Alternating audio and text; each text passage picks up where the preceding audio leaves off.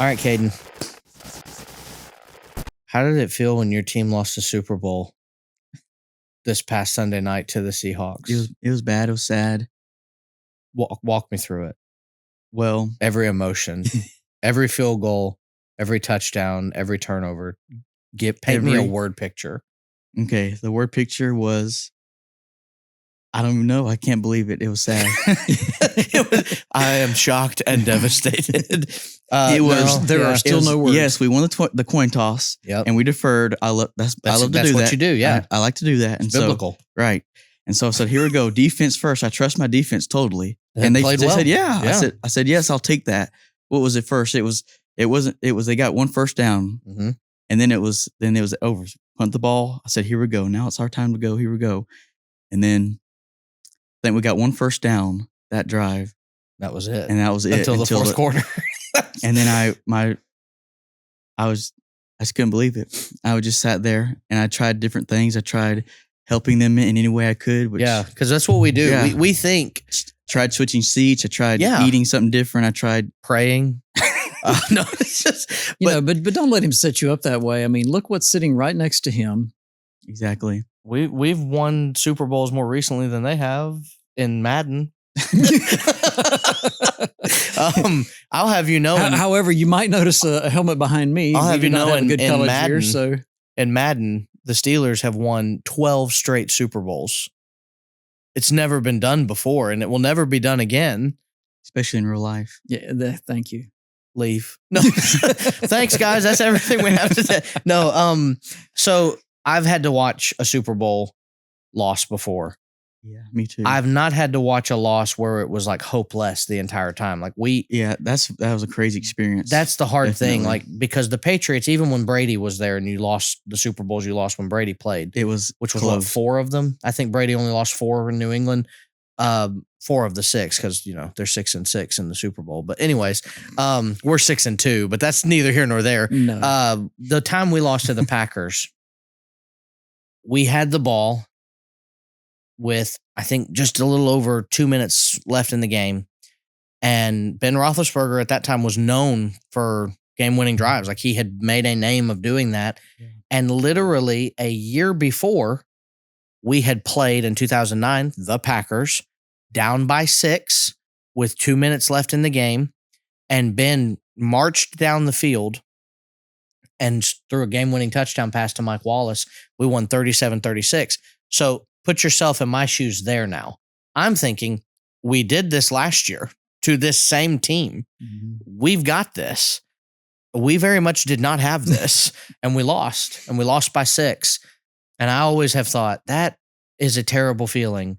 I don't know if I would have wanted to be blown out, though, either. Like, I think about, at least it wasn't as bad as the Broncos Super Bowl against the Seahawks. Right. Well, it would have been, but they somehow got something going at the end. I guess, their defense said, well, we'll just let them have something, I guess. Yeah, but I was upset.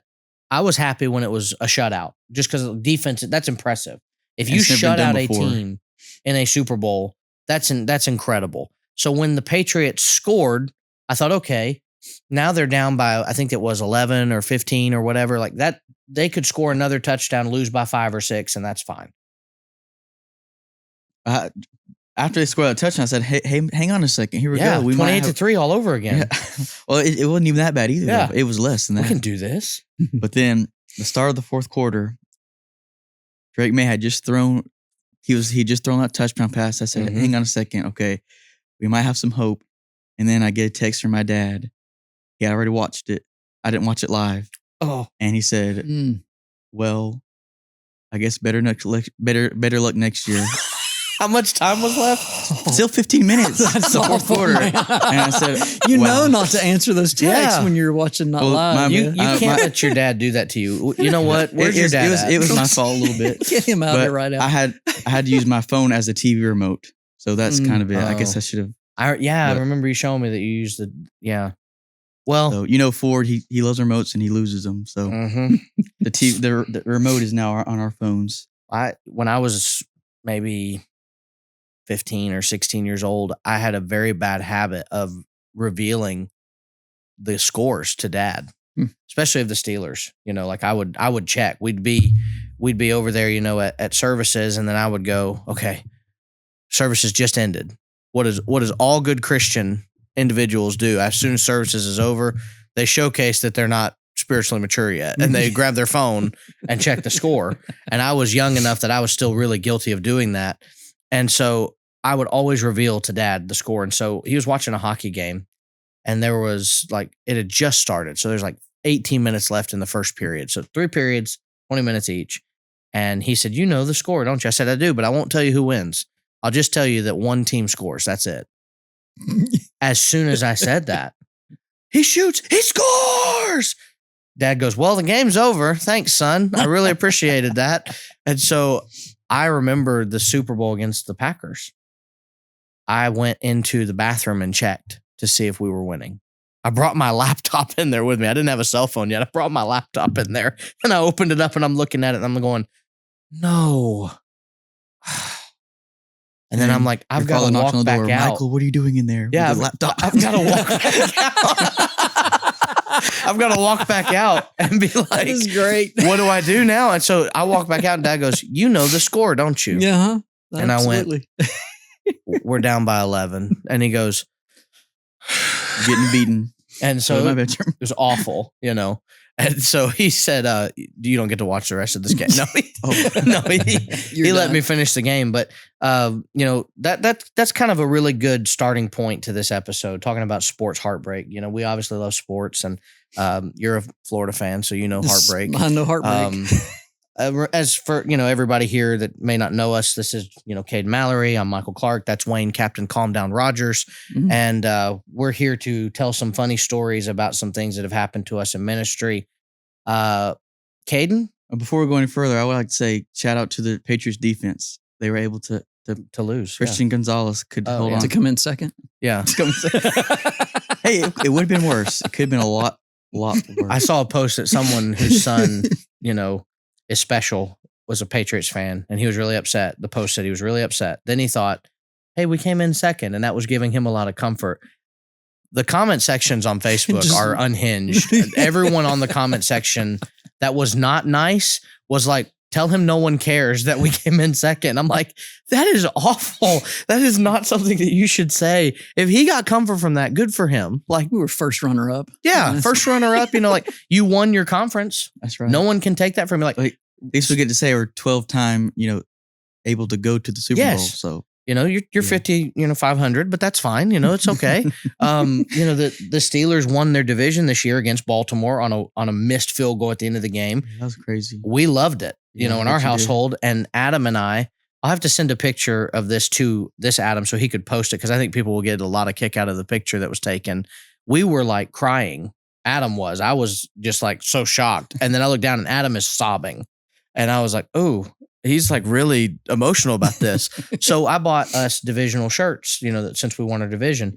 Then we get smoked in the first round of the playoffs. And I told Adam, I said, because he was really apparently upset. by the worst team ever. Yes. Of course, they say that the Texans were, we were the easiest schedule. Texans were easy. And so everyone was easy. I told Adam, I said, one good don't thing. Don't worry, you lost an easy team. No one can take away from us that we won our division. That's right. No one can take that from us. That is us. We did it. And Adam was like, "Yeah." And then I saw the post by that Patriots fan, and I was like, boy, I'm glad I didn't post that on Facebook, because all the Steelers fans were like, "Yeah, it was great that we got blown out in the first round of the playoffs. Tell your son that he's a moron."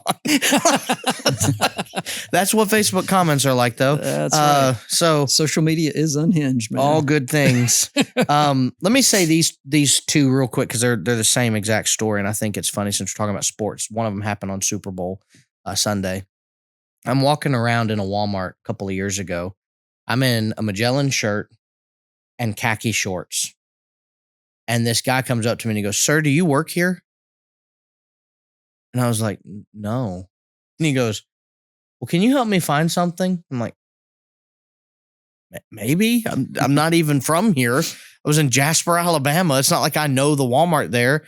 And so I tried to help him look for whatever he was looking for. On Sunday, I stopped by the store to get some things that I needed here for the week, and I'm wearing a Steelers shirt and jeans. And this woman comes up to me and she goes, "Sir, do you work here?" I was like, no. Like, no. Like, what do you say to that? Yeah, I just got hired actually while I was in produce. They said, I like the cut of your jib. You start right now. So I told her, I was just like, no, ma'am, I don't. She goes, okay. And she looked like devastated. And I wanted to be like, what is it about me that gives off Walmart employee? Do I just have that vibe about me? Is that the aura that I put off? For me, evidently, it's Target. Yeah, because you wore a red polo. Well, but every time I have worn a red polo, I end up in Target. Stop wearing red polos. And what have I become the Target, right? So I quit buying them. The Target. Caden, have you ever accidentally been mistaken for a minimum wage employee? One time at PTP, this happened. It was, we went to Walmart. It's kind of the same situation. Went to Walmart in the one in Pigeon Forge, and wearing my name tag. Apparently, I looked like a worker, but it was one lady who couldn't really speak English very well. She spoke Spanish primarily, but she was able to get out the words, "Do you work here?" And I said no. I mean, I was just saying no because I don't. What's the Spanish word for no? I don't know. I'm not that good at. I think it's no, isn't it? I think it's just no. I was just saying no, and I couldn't say anything else. What's the Spanish word for no? And she's like, no, and he's like, no, tell me. No, I don't know. showing my arrogance there. I mean, my ignorance there. My arrogance. I'm so much better than you because I know the word no in Spanish. Anyway, all I could tell her was no, and I said I couldn't say I don't work here because I don't know how to say it in Spanish. It's hard. So I just had to like back away slowly, and then I left. Back away slowly, like if I move slowly, she won't see me. Be very still. I was just shaking my head no, backing away slowly. You were treating her like the T-Rex in Jurassic Park. Don't move. No one will know that we're here. And she's just staring at you. She went home that night and she said, this gringo today was so rude to me. He's so mean. I was being as nice as I could. I really was trying. Well, I'll say this, I mean, I guess it's an honor that someone would think that you're approachable to ask for help. It's the most diplomatic way I can transition this. What stories have you brought? Okay, I've got one that's pretty interesting, pretty startling in the moment.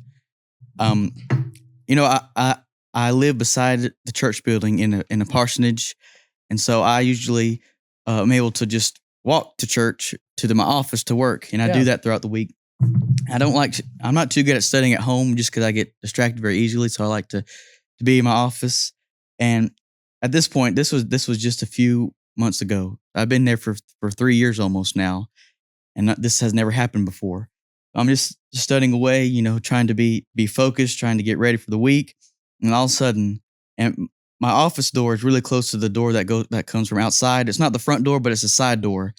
And usually it's the side door towards the back. No one usually comes in there, and I leave it unlocked just in case Grace or anybody wants to come by, or any of the members want to come by and talk.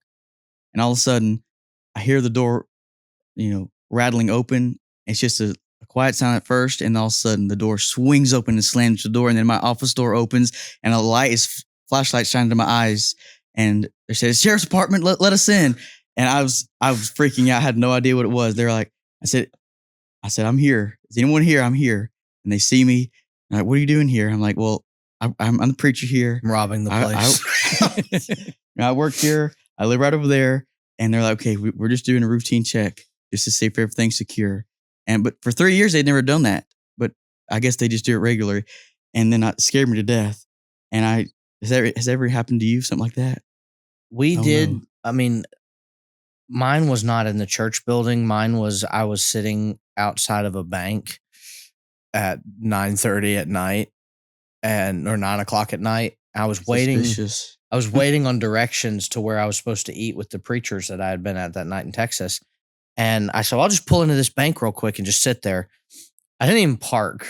That's what probably looks suspicious. I'm just kind of sitting in the bank area, and this police officer pulls up and goes, "Can I help you?" And I said, yes. Do you know the code to get into the building? No, I said, I'm a minister and I'm just waiting on directions of where we're going to eat. They just texted me, which also, now that I look back on it, sounds so suspicious. Like, oh, they just texted you? Mhm. Convenient. And so I drove off. But yeah, I'm pretty positive that she probably took my license plate down. Well, ever since that day, like I said, it hadn't happened in 3 years. It happened. Now they come in like, I guess like once a month now, or maybe twice a week. That's good to know, though, right? Yeah. And so anyway, I've made some friends with them now. Every time one of the sheriff wants to come Steve. in, he needs to use the bathroom. So he the first time he said, "Do you have a bathroom here?" That very first time it scared me to death, and I was still shaking. I was like, "Yes, I do." And then it's going to the bathroom, and ever since then, he comes in, he checks, he said, "Can I use your bathroom?" And yeah, so it's kind of our routine now. He comes to, I guess, use the bathroom.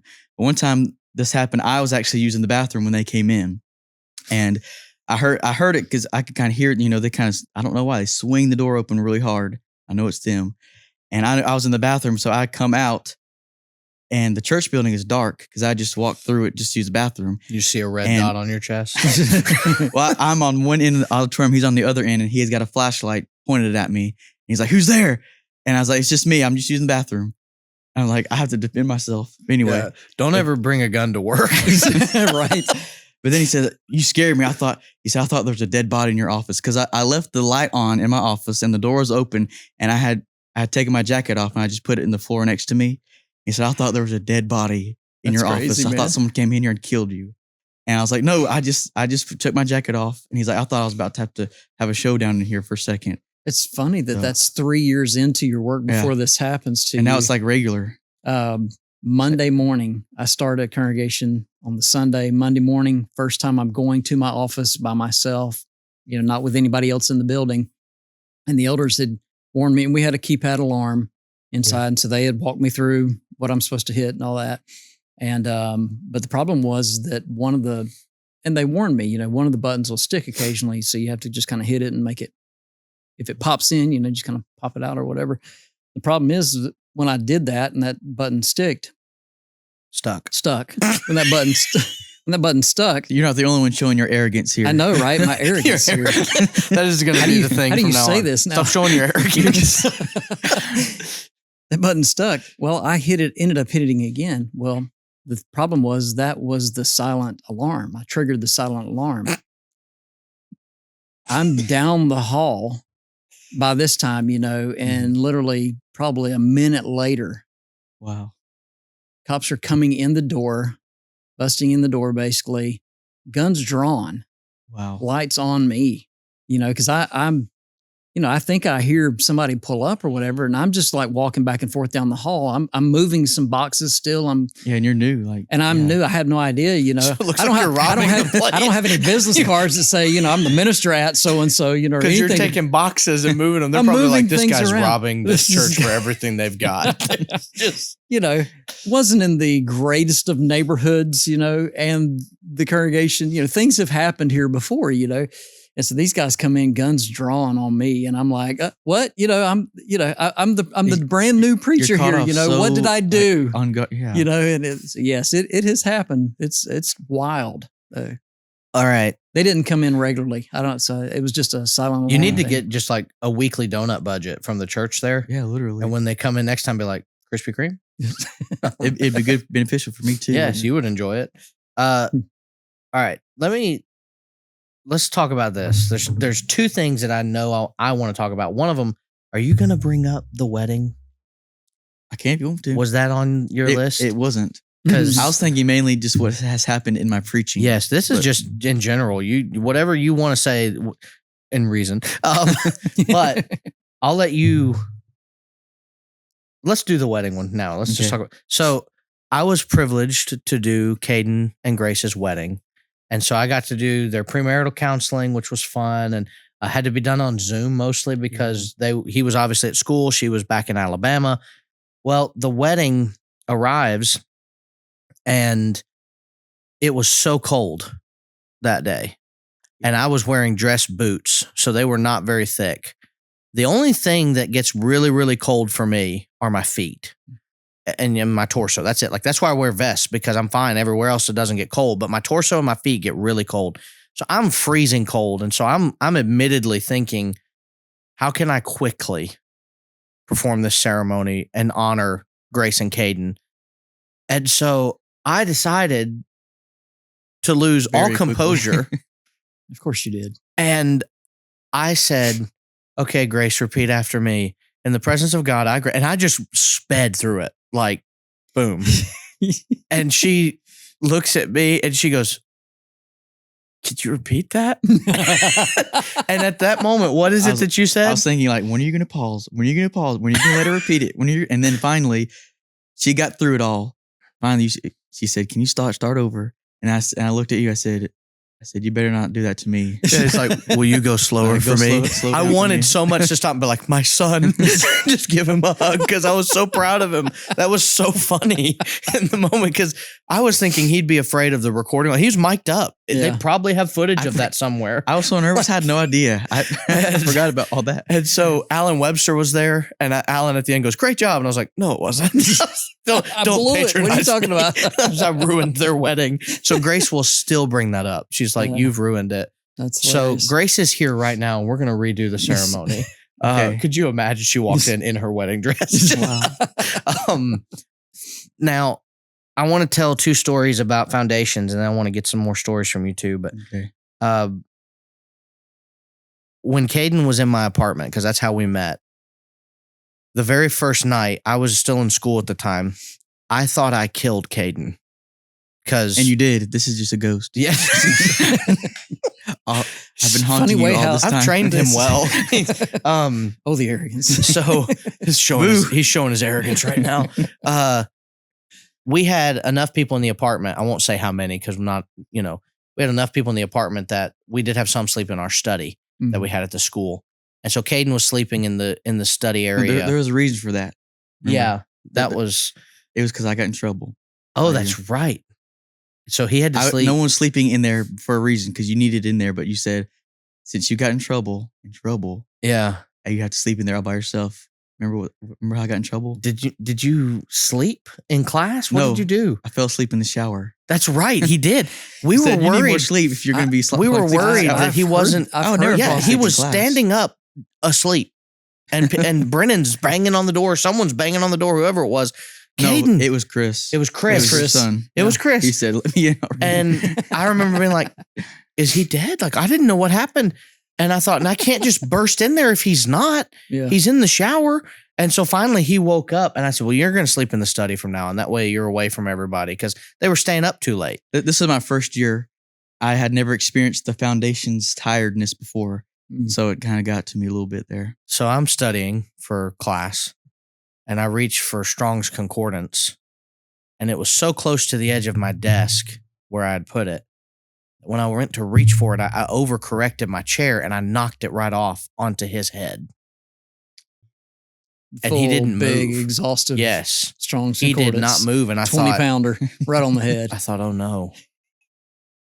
Is he dead? And so then I noticed he was breathing. I was like, okay, he's breathing. Then I thought, how heavy of a sleeper is he? So I had a Batmobile from The Dark Knight, and it's literally probably about the size of my laptop as far as the width and everything.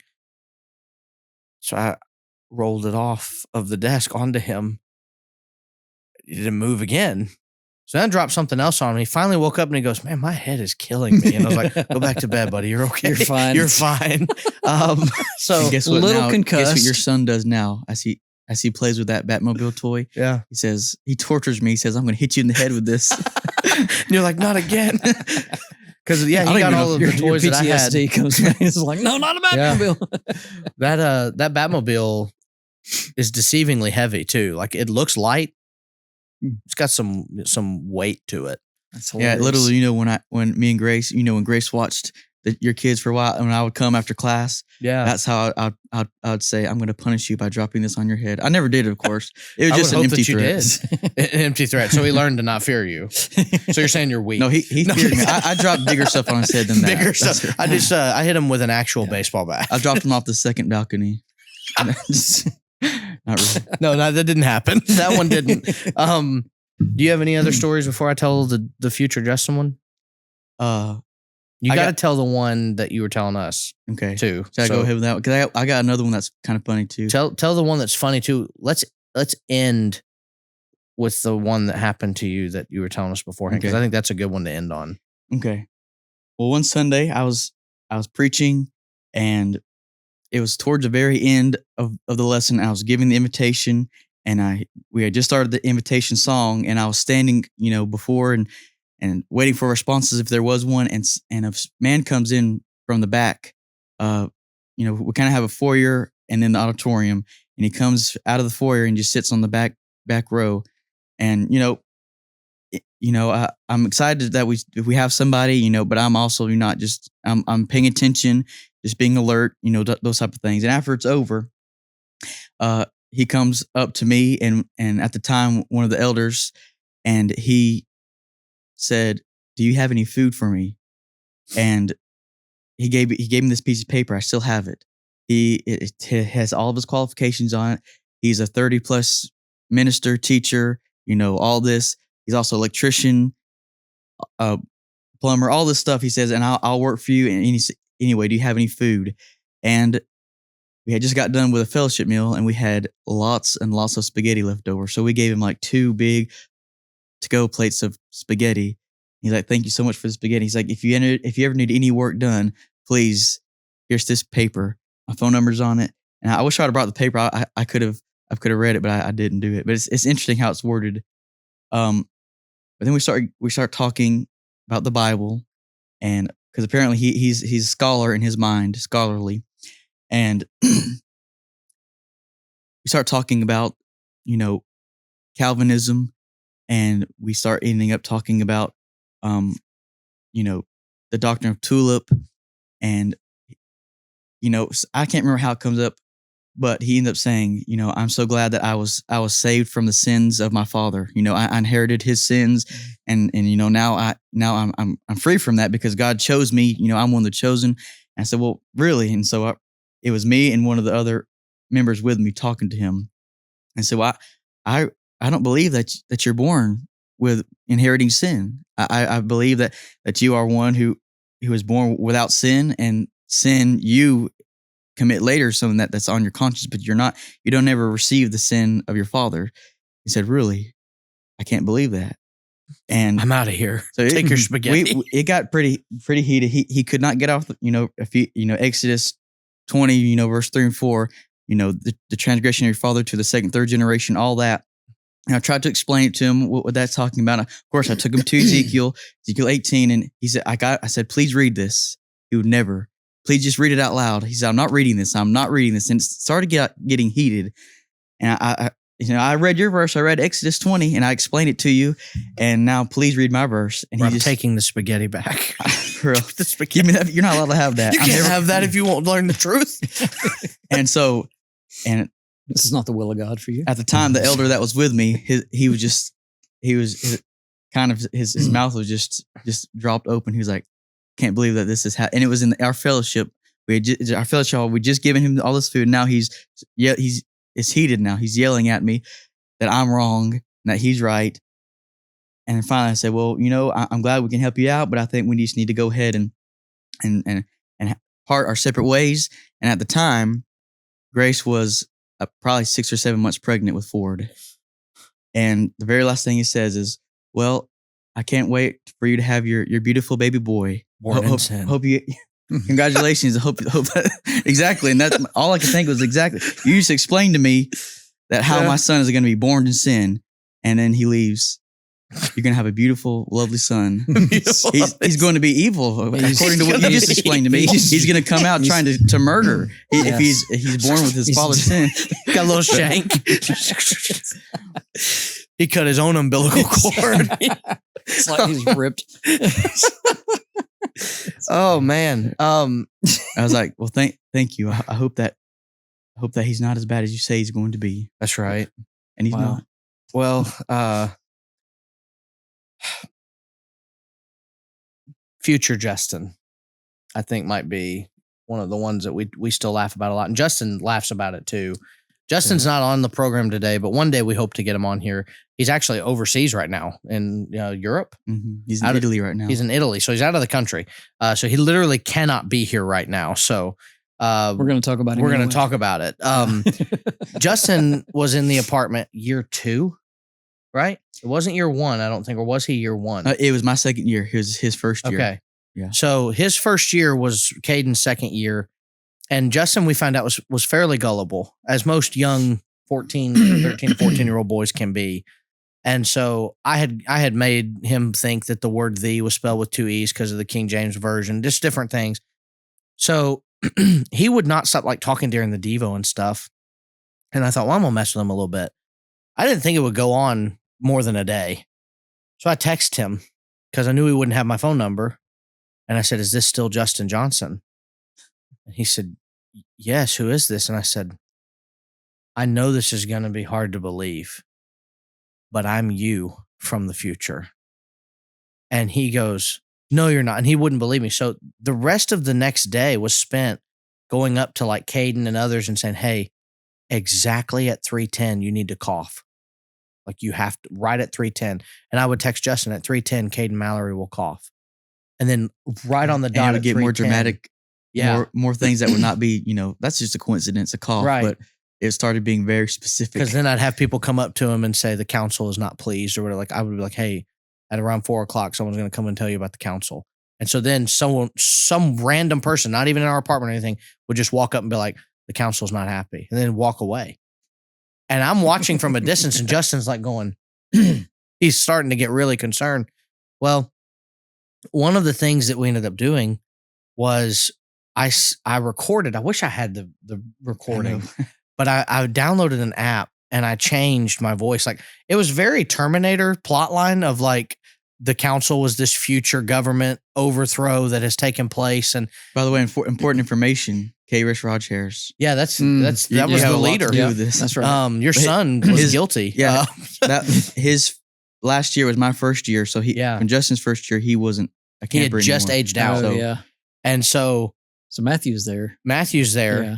But Justin was being told like the council has overthrown the government in 50 years in the future or whatever, and that he was the only one who could stop it. And this is the week that the council rises to power. And so Justin's like, "Tell me what I need to do." So we would tell him what to do and he would do it. And it was funny, the way that it went. On the last day of camp, I texted him and said, "Hey, today is the day that the leader of the council will appear." Now, this was back when Chris had the twirly mustache that made him look like a villain in one of his Facebook pictures. And so I saved it and I sent it to him and I said, "This is the leader of the council.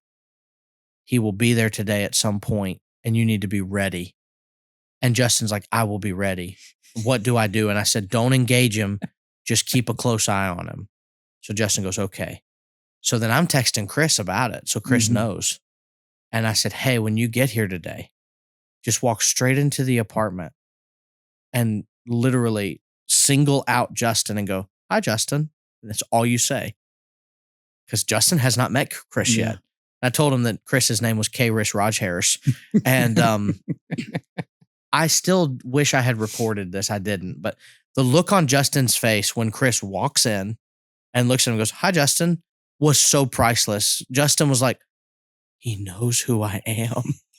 And so Justin and I, over the years, we had a lot of funny memories about those kinds of things and different things. We've gotten really close now, all of us, especially during the time at school and the time we've had to be together. And the fun thing that I've always enjoyed is that all of the guys that have been in the apartment with me, Chris was one of them, as well. And so they all end up, they learn my style and my sense of humor, and they kind of around me adopt that as well. And so it is, like I said, with the wedding, it's like a proud dad at this moment of like, they've grown, they've arrived, they've matured, they know it.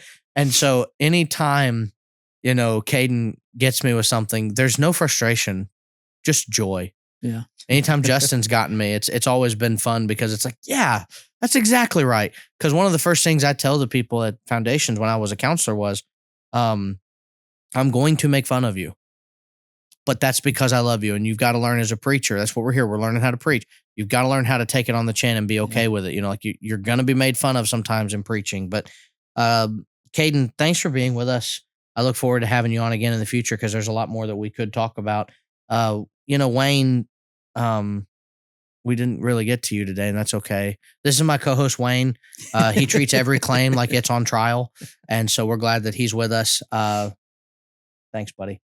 If you're interested in following the rest of this show this season, on Thursdays, we'll be live with Did That Really Happen? Well, it'll go live on Did That Really Happen?